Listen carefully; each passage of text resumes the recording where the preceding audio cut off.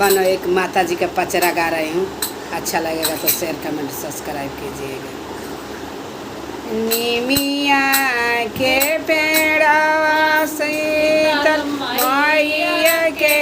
बसेड़वा हो कि ताइयो उपराना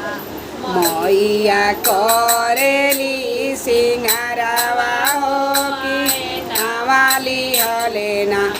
मैया करेली सिंगारवा हो आए नावाली हलेना मैया करेली सिंगारवा हो आए नावाली हलेना घोड़ावा चढ़ल आइले मेरो भैयावा हो कुकुआ जइबुना बहिना कई के सिंगारवा हो कि कहाँवा जइबुना बहिना मेरो भैयावा हो कि कहाँवा जइबुना बहिना कई के सिंगारवा हो कि कहाँवा जइबुना बहुत जइबो गाँव नगरिया हो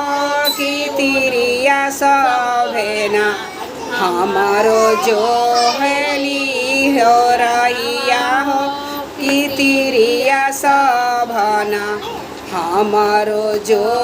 हेली बटिया हो सेवा कावा सभेना निमिया के पेड़वा सियात मैया के बसेड़वा हो आए नावाली हलेना मैया करेली सिंगारवा हो आए नावाली हलेना मैया करेली सिंगारवा हो आए नावाली हलेना घोड़ावा चढ़ल आइले भैरो भैयावा हो कि कहाँवा जइबुना बहिना कई के सिंगारवा हो कि कहाँवा जइबुना बहिना कई के सिंगारवा हो